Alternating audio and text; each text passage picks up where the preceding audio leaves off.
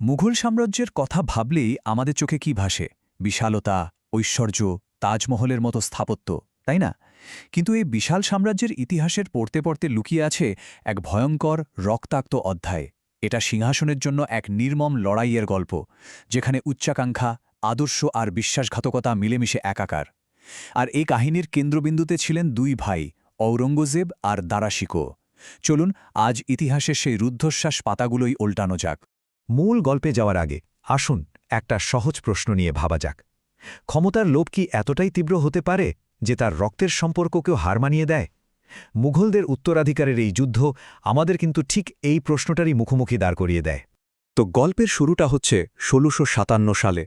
মুঘল সম্রাট শাহজাহান হঠাৎ করেই গুরুতর অসুস্থ হয়ে পড়লেন। আর সম্রাটের অসুস্থতার খবর ছড়ানোর সাথে সাথেই দিল্লির মসনদকে ঘিরে তৈরি হল এক বিশাল ক্ষমতার শূন্যতা। সম্রাটের ৪ ছেলে দারা, সুজা, ঔরঙ্গজেব আর মুরাদ সবাই সিংহাসনের জন্য তৈরি হতে শুরু করলেন। কিন্তু আসল লড়াইটা যে হতে চলেছে দুই মেরুর দুই ভাইয়ের মধ্যে, তা বুঝতে আর কারও বাকি ছিল না। একদিকে ছিলেন দারা শিকো, সম্রাটের বড় ছেলে এবং যাকে বলে একেবারে পিতার নয়নের মণি। দারা ছিলেন একজন পণ্ডিত, ভীষণ উদার মনের একজন মানুষ, শিল্প সাহিত্যের বড় সমজদার। আর অন্যদিকে তারই ভাই ঔরঙ্গজেব, তৃতীয় পুত্র। তিনি ছিলেন একেবারে বিপরীত, ঠান্ডা মাথার, বিচক্ষণ একজন সেনাপতি, দক্ষ প্রশাসক আর খুবই ধর্মপ্রাণ। ফরাসি পর্যটক বার্নিয়ারের কথায় দারা যেখানে ছিলেন সবার প্রিয় আর উদার, সেখানে ঔরঙ্গজেব ছিলেন অনেক বেশি ধূর্ত আর দৃঢ়প্রতিজ্ঞ। দুজনের পথ ছিল যেন দুটো ভিন্ন নদীর মতো। দেখুন, এটা কিন্তু শুধু দুই ভাইয়ের মধ্যে সিংহাসন দখলের লড়াই ছিল না, একদমই না। এর পেছনে ছিল দুটো আলাদা দর্শন, দুটো আলাদা বিচারধারা। এই লড়াইটা আসলে ঠিক করে দিত মুঘল সাম্রাজ্যের ভবিষ্যৎ। সাম্রাজ্য কি সম্রাট আকবরের দেখানো বহুত্ববাদের পথে হাঁটবে, যেখানে সব ধর্মকে একসাথে নিয়ে চলার চেষ্টা ছিল, নাকি এক কঠোর ইসলামিক অনুশাসনের অধীনে চলে আসবে? দারা শিকোহর স্বপ্নটা ছিল বেশ অন্যরকম। তিনি ইসলাম আর হিন্দু ধর্মের মধ্যে একটা সেতু তৈরি করতে চেয়েছিলেন। তার লেখা বিখ্যাত বই মজমা উল বাহরাইন, যার মানে হল দুই সমুদ্রের মিলন, সেখানে তিনি সুফিবাদ আর বেদান্ত দর্শনের মিলগুলো তুলে ধরেছিলেন। ভাবুন একবার, তিনি উপনিষদের মতো হিন্দু ধর্মগ্রন্থ ফার্সি ভাষায় অনুবাদ করাচ্ছেন, যাতে দুই সংস্কৃতির মধ্যে একটা আদান প্রদান ঘটে। কিন্তু দারার এই উদারনীতি তার জন্য কাল হয়ে দাঁড়াল। ঔরঙ্গজেব আর কট্টরপন্থী উলেমারা দারাকে ধর্মত্যাগে মানে কাফির হিসাবে প্রচার করতে শুরু করলেন। আর এর প্রমাণ হিসাবে কি দেখানো হলো জানেন? দারার একটা আংটি, যার একদিকে খোদাই করা ছিল আল্লাহ আর অন্যদিকে প্রভু। এই ছোট্ট আংটিটাই যেন তার বিরুদ্ধে সবচেয়ে বড় অস্ত্র হয়ে উঠল। অন্যদিকে ঔরঙ্গজেব কিন্তু নিজেকে ইসলামের রক্ষক হিসাবে তুলে ধরছিলেন। তৎকালীন ঐতিহাসিক গ্রন্থ আলমগীর নামায় পরিষ্কার লেখা আছে যে ঔরঙ্গজেব মনে করতেন নবীর ধর্মকে রক্ষা করতে আর দেশের আইন বাঁচাতেই দারাকে হত্যা করাটা জরুরি। মানে এখানে ধর্মকে রাজনৈতিক হাতিয়ার হিসেবে ব্যবহার করার বিষয়টা খুবই স্পষ্ট। তো কথা আর দর্শনের লড়াই তো অনেক হল। এবার সেই লড়াই গড়িয়ে পড়ল সোজা যুদ্ধের ময়দানে। আগ্রার কাছে শামুগড়ের প্রান্তরে দুই ভাই শেষবারের মতো একে অপরের মুখোমুখি হলেন। এই একটাই যুদ্ধ যা মুঘল সাম্রাজ্যের ইতিহাসকে চিরদিনের জন্য বদলে দিয়েছিল। কাগজে কলমে দেখলে মনে হবে দুই দলের শক্তি তো প্রায় সমান। দুজনের কাছেই প্রায় ৫০ থেকে ৬০ হাজার সৈন্য ছিল। কিন্তু আসল ফারাকটা ছিল অন্য জায়গায়, নেতৃত্বে। দারার সেনাবাহিনী ছিল কিছুটা তাড়াহুড়ো করে তৈরি করা, আর অন্যদিকে ঔরঙ্গজেবের সেনারা ছিল অনেক বেশি পোর খাওয়া এবং সুশৃঙ্খল। যুদ্ধের একটা সময় তো মনে হচ্ছিল দারা জিতেই যাবেন। তার রাজপুত সৈন্যরা অসাধারণ বীরত্ব দেখিয়ে ঔরঙ্গজেবের বাহিনীকে প্রায় ছিন্নভিন্ন করে দিচ্ছিল। কিন্তু ঠিক তখনই দারা এমন একটা ভুল করে বসলেন যা পুরো খেলার মোড় ঘুরিয়ে দিল। যুদ্ধের চরম মুহূর্তে তিনি তার হাতির পিঠ থেকে নেমে একটা ঘোড়ায় চড়েন, আর যেই না তার সৈন্যরা দেখল যে সেনাপতির হাতি খালি, সঙ্গে সঙ্গে রটে গেল দারা মারা গেছেন।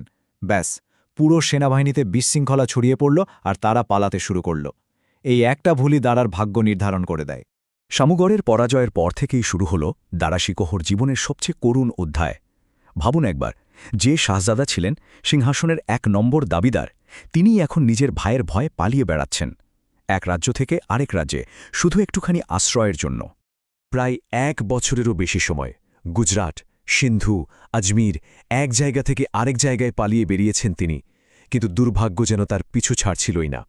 অবশেষে তিনি এমন একজনের কাছে আশ্রয় নিলেন যার কাছ থেকে বিশ্বাসঘাতকতা তিনি স্বপ্নেও ভাবতে পারেননি। আর বিশ্বাসঘাতকতাটা কে করল জানেন? মালিক জিওয়ান, একজন আফগান সর্দার যাকে একবার সম্রাট শাহজাহান মৃত্যুদণ্ড দিয়েছিলেন। দারা শিকোহ তখন নিজের বাবার কাছে অনুরোধ করে তার প্রাণ বাঁচিয়েছিলেন। আর ভাগ্যের কি নির্মম পরিহাস, সেই মালিক জিওয়ানই সামান্য কিছু অর্থের লোভে দারাকে ধরিয়ে দিল ঔরঙ্গজেবের সৈন্যদের হাতে। অবশেষে দারার জীবনের শেষ পর্ব শুরু হল দিল্লিতে। বন্দী শাহজাদাকে নিয়ে আসা হল বিজয়ী ভাইয়ের সামনে বিচারের জন্য।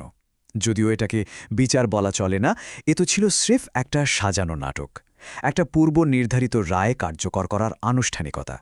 সে সময় একজন ফরাসি চিকিৎসক ফ্রান্সোয়া বার্নিয়ার দিল্লিতে ছিলেন। তিনি যা লিখে গেছেন তা শুনলে গায়ে কাঁটা দেয়। তিনি লিখছেন, দারাকে একটা ময়লা জীর্ণ হাতির পিঠে বসিয়ে দিল্লির রাস্তায় ঘোরানো হয়েছিল। পরনে ছিল মলিন ছেঁড়া পোশাক।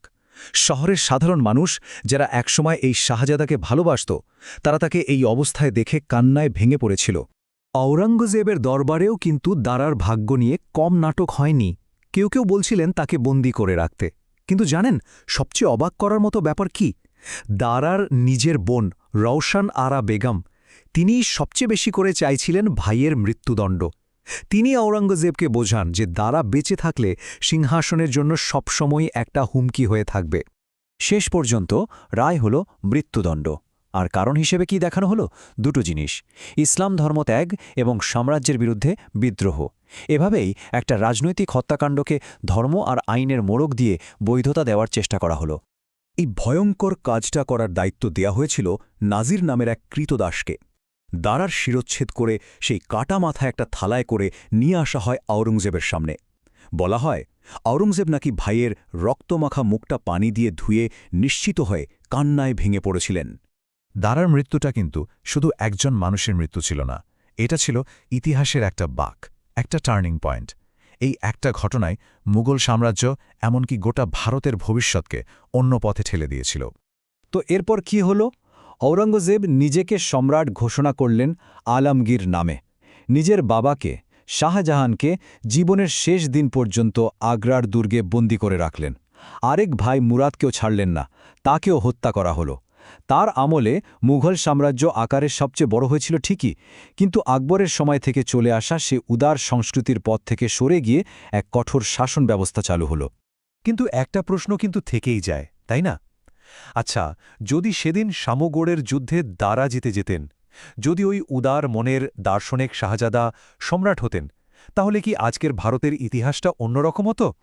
এই যদির উত্তর তো ইতিহাস দেয় না, কিন্তু এটা আমাদের ভাবায় যে ইতিহাসের এক একটা মুহূর্ত কতটা গুরুত্বপূর্ণ হতে পারে।